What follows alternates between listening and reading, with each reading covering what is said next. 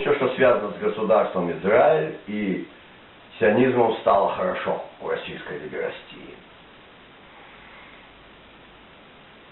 Я был изумлен, когда держал в руках белорусскую политическую энциклопедию.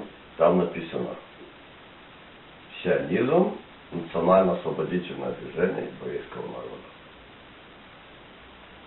Все, кроме слова сионизм, тут является полной химерой. И что такое сионизм, соответственно, не объяснено. В контексте сионизма полная химера. Смотрите, национально-освободительное движение так понимается, когда народ, порабощенный на какой-то территории, поднимает освободительное движение. То есть это уже полный бред. Еврейский народ, определите, пожалуйста, кто такой еврейский народ. Важнейший момент тоже, который надо понять. Нация, как мы сказали, это химера, которая вызвала в жизни экономическая реальность развивающегося капитализма. Это, с одной стороны, классики Маркс и Энгельс понимали, с другой стороны, с этого момента они стали с этим оперировать как с объективным понятием. И тогда оказались, собственно, советские идеологи в большой проблеме. Как бы, капитализма вроде нету, но нациями мы уже оперировали как какой-то истностью, чтобы свергать царское самодержавие. И куда нам теперь? И сказали, должно быть расцвет, и должно быть сближение. То ли нам поощрять расцвет, то ли нам поощрять сближение, и непонятно. И вот это, из этой амбивалентности вышел уже даже некий шизопараноизм. Когда с одной стороны признавались национальные культуры, значит, и всячески поощрялось еще там творчество то или иное. И тот, кто владел русским языком, так ему говорили: нет, ты пиши на своем родном языке, а мы еще заплатим и переводчику, да, подстрочнику и переводчику, который напишет художественно. А с другой стороны, обязательно, значит, поощрение всевозможных смешанных браков, вот это обязательно очень хорошо. Это тоже была химера, которая навесила, как бы, реальность надо воспринимать в ее диалектике, в ее многообразии. Любые идеологемы, они препятствуют пониманию реальности. В конечном счете приводят также и к подрыву государственной безопасности того или иного государства. Вот, значит, серия исследований всяких по этнографии Советского Союза. Поздний Советский Союз, уже на излете, значит, был распад 90-91 год. Сидит Академия наук советская. И заказали сектору ее исследования в разных национальных окраинах. Вот они пишут про две республики, где спокойные взаимоотношения русского населения и, значит, коренных народов. Карачаевская и Калмыцкая. Но, говорят, вот, но не все так гладко, как на поверхности. Например, в обеих республиках крайне низок процент смешанных браков русских с коренным населением. Подождите, вы же только что описали всякие другие окраины, где сколько хочешь этих самых смешанных браков. И на поверхности мы видим, что там уже кипит и подходит к точкам. Ну, может, вы не туда смотрите, не о том думаете, да? Может, всюду какой-то свой контекст исторический, этнический, социальный, экономический, да? А параметр того, что вот эндогамия это хреново, а смешанные браки это хорошо, надо выкинуть на помойку истории уже эту мифологему, идеологему, то выкинуть ее. Надо вот смотреть, вот живут люди, как они живут, давайте смотреть, что, где, как и почему. А вот вроде видят все спокойно, нормально, хорошо, ах ты, елки-палки, смешанных браков мало. Вот. То есть идеологемы никогда к добру не приведут. Иудейский народ исторический – это такая уникальная общность людей. Как мы верим, созданная дарованием Торы на Синае. И христиане, и мусульмане признают дарование Торы. И христиане, и мусульмане. И, соответственно, на этом основана наша иудейская религия. А у нас наши законы очень многочисленные, расписаны скрупулезно. Не как в исламе, скажем, 5, так сказать, мицвот предписаний основных, да. Но в исламе больше указаний повседневной жизни. Например, тот же закон об удалении на время женского цикла, он содержится в исламе. Но не в таком объеме, как в иудаизме, но он присутствует. Это, кстати, как я читал в одном социологическом исследовании, одна из причин, по которой американские белые женщины принимают ислам. Ну, принимали тогда, когда оно было написано. То есть где-то лет 35 назад, да? 25-30 лет назад. Особое уважение к женщине, так сказать, и к ритму ее организма у мусульман. Поэтому американские белые женщины вместо принципа, где поймают, там и прут, выходят замуж за мусульман, где религия устанавливает особое понимание к женскому организму. Вот. Все очень специфически в каждом социуме. Иудеям очень расписан закон подробно. Иудейские общины жили по этому закону. Кто-то оставлял иудейскую общину, жизнь берет свое. Как показывают исторические документы, множество людей, в частности у нас тут в Беларуси, да, носят фамилии, которые указывают на то, что там имело место переход христианства и тех, кто по рождению были иудеями. Множество таких, вот, просто, значит, антропонимических, таких, значит, историко-филологических указаний. Да. Но те, кто иудеи, это общность народа Торы, однозначно. Да, эти все люди, особенно в Европе, имели свои очень заметные этнические отличия от окружающего населения. Язык, быт, свойства ментальности, внешность, как бы, да. Но это не создает отдельный народ. Народ создавал иудейскую религию. Уже в 20 веке был такой великий мыслитель и раввин, основатель движения не сионистского, ну и можно сказать, как бы такого просоциалистического, социального движения, ортодоксального, Пейле Агудас Исраэль. И в государстве Израиль существовала партия Пейле Агудас Исраэль. Пока было достаточное количество людей, чей как бы интеллект и кругозор, значит, был достаточен, чтобы воспринимать идеи этой партии. В 1981 году она сошла со сцены. Вот, я первый, последний раз, когда принимал участие в выборах, проголосовал за нее в 1981 году. Они тоже основали свои сельскохозяйственные поселения, но потом, понятно, всеобщая сионизация, значит, либо сионизация, либо ушли в партию, значит, как бы, вот эту самую Агудас Исраэль, а сионизация сегодня подобралась и к ней. Он сказал такую вещь. Ну, сегодня, значит, носятся европейские народы с идеей нации. Ведь не надо думать, что она всепобеждающая и правильная. Европейские народы носились много с чем на протяжении своей истории. Довольно короткой по сравнению, значит, с нашим народом иудейским, кто идет от горы Синай.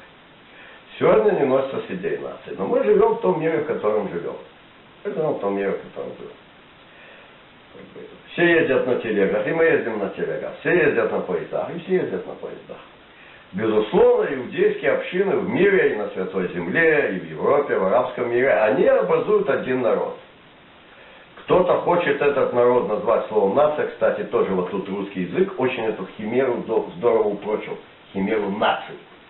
Почему? Потому что есть слово народ русское. Это значит, что люди, которые народились, люди просто живут. А что вообще-то, грубо говоря, слово «натио» означает в латинском языке? Ну, который, собственно, и является культурным языком Западной Европы. Его знали все культурно образованные люди еще в 19 веке. Нация это и значит народ, люди, которые народились. Люди, которые народились, так, такой пронатализм, да, за поддержку жизни внутриутробных людей, и чтобы их вообще рожать, чтобы их зачинать, и уж тем более после этого рожать.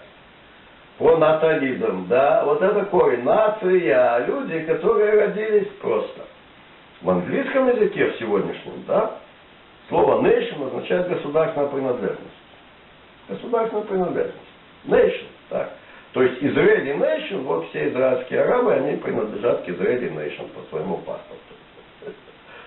Я, естественно, Nation Беларусь. Это более реальное понятие. Только в самые последние, вот буквально самые последние годы, я смотрю, в русскоязычной политологии введено понятие политической нации. Политической нации. Это правильное понятие. То есть люди одного государства, есть какая-то там культура историческая, этническая, которая является доминирующей, по которой познают это государство, ну как бы Франция, французский язык, французская культура, да. И существует французская политическая нация, которой хотят или нет, принадлежат там и миллионы потомков мигрантов мусульманских из Африки и других мест, да.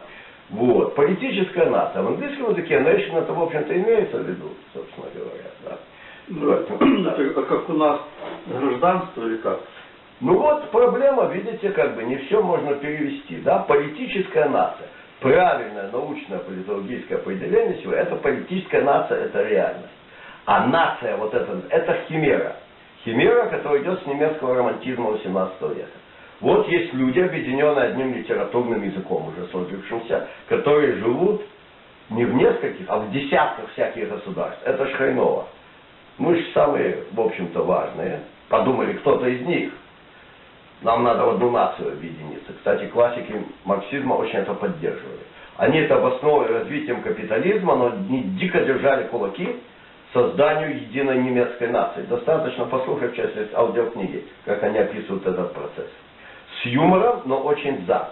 Более того, то, что называлось советской идеологией мещанство, мелкобуржуазность, оно называется филистерой у классик. А что такое филистеры? Это, кстати, от древнееврейского слова, ну, из Святого Писания. Филистим, пылиштим, да? Ну, как бы, так сказать, нехорошие люди, да? Нехорошие люди. Так, бурши, вот эти, значит, бурсаки, семинаристы немецкие, которые пили, гуляли и т.д., так они называли добропорядочных бюргеров. И именно это слово употребляют классики марксизма как мещане, по-русски типа филистеры, да? То есть презрительное слово, которым, значит, бурсаки, вот эти пьяные хулиганы, называли добропорядочных бюргеров, который там жил со своей фрау, детьми ходил, значит, в кирху по воскресеньям. Если где-то там тихо блудил на стороне, но в бордель не ходил. Потом, значит, рассказывая всем о том, как это было. И их презрительно называли филистерами. В этой среде, так сказать, поэтов-романтиков богемы немецкоязычной родилась вот эта идея нации. Мы все одна нация. Неважно, живем мы в каком-то там Бранденбурге или даже в этой ужасной католической, значит, Австрийской империи. Но мы немецкая нация. Вот оттуда идет вот эта нация. Так вот, оно было очень доминирующим понятием в 20 веке, и сказал Рав Ицхак Бруэр, говорит, хорошо, вы хотите сказать, что нация такая существует еврейская? Окей, она существует. Но объединяющим признаком нашим является Тора, является иудейская религия. Других нет. Ни общей территории, ни общей экономической жизни, ни общего языка. Наша иудейская религия является объединяющим фактором. Вы там у себя смотрите, эта нация бросана, там не марксистские были, националистические определения. Сталин четко поставил на общую территорию. Без общей территории нету. Это, в общем-то, созидательный подход. Но чтобы люди не начинали вообще друг друга ненавидеть, за здорово живешь. Соседи не выбирают, как говорит наш президент. Да? То есть люди живут на одной территории. Как-то им надо вместе держаться. Да? Вот. Ну, говорят еще, плюс к этому на одном языке, и вообще там у них это. Ну, вот это как бы будет нация, как бы, да. А так, значит, будет вот территория. А сегодня мы имеем понятие политической нации, да. Когда Сталин говорит, что, конечно, мы признаем, значит, территориально-культурную автономию, там, за Балтийским краем, ну, годы Российской империи он пишет, там, за Кавказем, значит, там, это самое. Ну, можно сказать, там складывались политические нации. Ну, единая в Закавказье не сложилась. Могла бы, но не сложилась. Сложилась политическая нация советского народа. Что-то являлся, вы говорите, единый советский народ. Это что было? Новая историческая общность людей. Это была политическая нация, советский народ. Она распала. Так он сказал, да, иудеи объединены в религии, больше нечем. Хотите называть нацией, хоть горшком назовите. Только в печку не ставят. А нацисты решили поставить. Назвались, ну, сказать, хорошие шутки. Да, но что-то в этом есть. Не я придумал эту печальную шутку. Принадлежит она великому раввину Эльхонану Вассерману, но не будем слишком много отвлекаться. То есть, сионизм, национально-освободительное движение еврейского народа, это ультимативный бред. То, что советская пропаганда говорила, не существует единой еврейской нации. Да, не существует единой еврейской нации. Но существует иудейская вера, вечная и неприходящая. И народ, который верен этой вере, которые не вписываются ни в какие рамки идеологемы. Надо это принять. Надо это принять, так сказать. Может даже не понять. От химеры еврейской нации. А сионизмы поддерживают антинаучное понятие еврейской нации. А отсюда, понятно, сразу рукой подать ту воинствующую юдофобии, которая выступает двояким лицом. То есть, с одной стороны, не существует антинаучная еврейская нация, не существует. Это очень верно. С другой стороны, всех возможных евреев начинают гнобить по принципу того, что они евреи, определяя их евреями на основании несуществующей еврейской нации. Таков именно, но я считаю, в плане вот этого своего, вообще-то он многие здравые вещи говорит, хорошие даже большинство, но у него есть пунктик шизопараноический, товарищ Халпакиди, который занимается выискиванием фамилий, кто где сменил какую фамилию, у кого была мама, у кого бабушка, у кого было кто. Подожди, ну ты же сам говоришь, что антинаучное понятие. А что ты выискиваешь? Выискиваешь с точки зрения расизма происхождения, это чистый расизм. Это чистый расизм. То есть в тот момент, когда, значит, юдофобия, традиционная юдофобия по отношению к иудейским общинам перешла на личностный уровень, где каждого, значит, отдельного вот человека, который живет в политической культуре Российской империи или Советского Союза или нынешней России, да, которого родной язык тот или иной национальный, который продукт соответствующего в социальном плане класса, среди которого он вырос, позднесоветской интеллигенции, народившейся российской буржуазии, криминального капитала, российского многонационального и т.д. и т.п. Да? И ты его не называешь по соответствующей политической нации, которой он принадлежит. А ты говоришь, что он еврей, хотя вот его ничего ни с каким другим евреем не объединяет. Кроме где-то раскопанной фамилии, как выражается Киди там девичьей, которая происходит из языка идиш, который свидетельствует только об одном.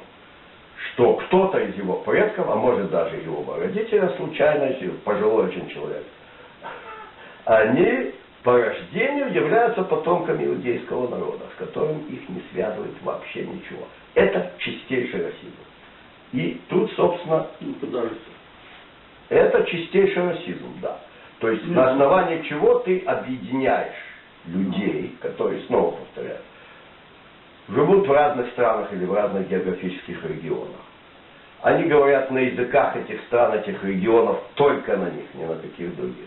В социальном плане они выросли среди соответствующих прослоек, классовых, общественно-социальных, как хочешь назови, того места, где они живут, где никакой роли не играют люди иудейской религии или их потомки, чтобы они были в какой-то минимально компактной группе. Так? И ты начинаешь раскапывать, откуда они, почему ты их производишь в евреи. Это чисто нацистский подход. Многие это не понимают. Почему? Потому что он давлеет в сегодняшнем русскоязычном пространстве. Хорошо. Например, то, что Зеленский, вот скажу вам одну новость. Она будет страшным ударом. Страшным ударом. Просто бомба. Зеленского называют все евреи. Действительно, фамилия Зеленский, она и украинская, она и еврейская. Но, скорее всего, еврей там именно дед по отцу, которого звали уже Семен Иванович. То есть он свое еврейское отчество переделал на Ивана. Где-то на четверть происхождения, собственно, является Зеленский потомком евреев. Кстати сказать, диктор Левитан, родившийся в 24 году, да, фамилию носил отца Левитан, он уже не был не иудеем по иудейскому закону, и, конечно, в плане социальном, культурном, он никоим образом никакому иудейскому народу не принадлежал, а к химере еврейской нации, которая, значит, по российскому признаку определяется, вот его, значит, можно назвать евреем. И тут мы, собственно, вспомнив Левитана, возвращаемся к сущности сионизма, современного сионизма, его принципов, и там, где он явился не просто другом-соратником, но в определенном плане провозвестником нацизма. Значит, ну, Левитан, да, диктор Левитан, он принадлежал к советской политической нации. В плане этнокультурном, социальном, каким угодно, и, конечно, религиозном, значит, ну, то есть, если смотреть принадлежность к иудейскому народу, значит, по происхождению, он не был. И вот интересная была с ним история. Недавно, значит, мне прислали, сейчас все в сионистском духе оформляется, вся история переписывается. И Сталин выступает антисемитом. Когда мы подойдем к тому, как создавалось государство Израиль, мы увидим, что вообще Сталин, собственно, был его основным основателем. Левитан как-то заболел, и нашли диктора, любителя, приколиста там на студии, который умел железно подражать голосу Левитана. И когда надо было передать важное сообщение, Левитан находился в больнице, поехал тот диктор, передал сообщение. Интересная история. Военные годы еще. Говорите, антисемит Сталин. И если бы Левитан не нашел такой выход, он бы, конечно, уже гнил на нарах и всякое такое. То есть какие-то дикие горы какого-то свиного навоза вываливаются на каждый ся. И вот это муссируется, значит, вот эта псевдоеврейская тема. Итак, расизм, нацизм и сионизм. Значит, то, что какое-то антисемитизм и юдофобия мы будем поминать немало. Они как-то пересекаются с этим. Но это отдельная тема, которую можно отдельно изучать, и не очень, так сказать, интересно ее изучать. Хотя, кто интересует. Вот. Значит, как же будет вот эта всемирная еврейская нация определяться? Этническим происхождением. Ну, химера, все видят химера, общего языка нет. Раввинов запрем в синагоге. Этническим происхождением. Есть масса этнического населения, компактного еврейского, где-то да. Но первоначально Герцель имел в виду совсем не то. Он имел в виду хоть какое-то частичное происхождение от этих самых. Ну, раз уж строить государство. А может, 9 из 10 венских евреев такие государства не хотят создавать. А кого будем туда набирать? Все, кто наберутся. И вот в период уже, так сказать, постклассического сионизма, 20-21 век, когда фактически мы не находим в мире вне иудейского народа, живущего по закону Торы, эндогамных семей еврейских, мы не встретим. А напротив, мы встречаем уже потомков ассимиляции в нескольких поколениях, да, смешанных браков. Как нам всех их подгрести под нашу сионистскую идею? Мы приписываем мифические, у нацистов динамические, у сионистов особые важные свойства частичному еврейскому происхождению. Это чистый расизм, это чистый бред, и этим отличаются всевозможные жидоеды, антисемиты, юдофобы, в частности в русскоязычном мире, они ничем не оригинальны, в англоязычном мире, откуда, собственно, современная, значит, русскоязычная юдофобия питается, особенно со времен Великого Октября, когда всякая белогвардейщина там, значит, начала производить там мифы про засилие большевиков и т.д., что опять-таки уводит и от понимания в своей родной российской истории, что такое был российский рабочий класс, почему он таки был заинтересован в свержении капитализма, и какие там были духовные корни, и откуда была такая жгучая ненависть к православной церкви у большевиков именно из среды рабочих. Это все описывает товарищ Пыжиков, царство ему небесное, кто хочет, пусть почитает.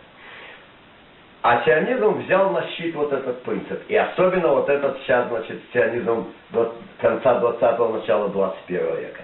Вот эти доли происхождения, они необычайно важны. И по этому принципу мы будем отличать, значит, якобы евреев, то есть не евреев будем отличать от якобы других неевреев, а на самом деле будет неарабское население, которое мы будем привозить снова для вот этого самого западного плацдарма, который по определению, значит, был антисоветский, и любовь с либерастической Россией тоже не вышла. Россия перестала быть либерастической, и, соответственно, значит, либерасты, которые могли муссировать еврейскую тему, они уже не находят отклика, ну, грубо говоря, более или менее власть в России переходит к народу в Беларуси, это произошло раптом одним ударом в 1994 году.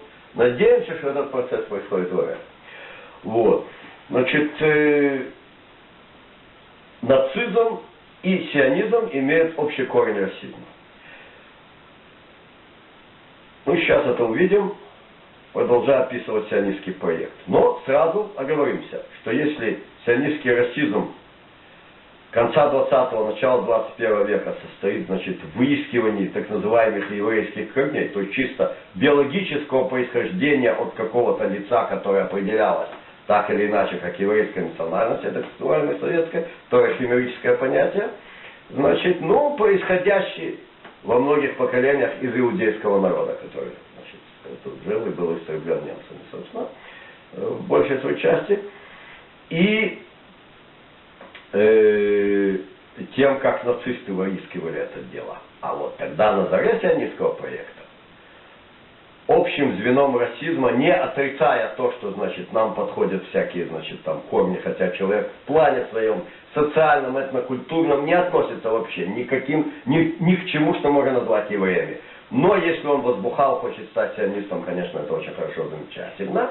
Но самое главное, это российский антисемитизм.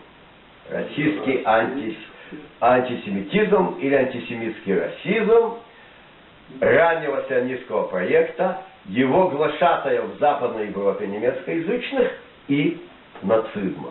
На это обратил внимание израильский исследователь, раввин, который занялся этим вопросом, очень крупный, большой талмид хохем, рав Дов Беркович. Он, к сожалению, умер, он еще успел на самом склоне своих лет стать в ряды противодействующих коронабесию страшному в Израиле. И вот где-то там он умер. Нет, не от короны, даже простуды у него не было, умер от возраста. В возрасте 80 с лишним лет, крепкий был дядька. И он, собственно, довел до сведения общественности множество этих важных вещей из писаний сионистов Западной Европы, немецкоязычных писаний. Он, то есть, собственно, попросил немножко по парадигме Елены Прудниковой с тех, кто работает в архивах, принести ему материалы.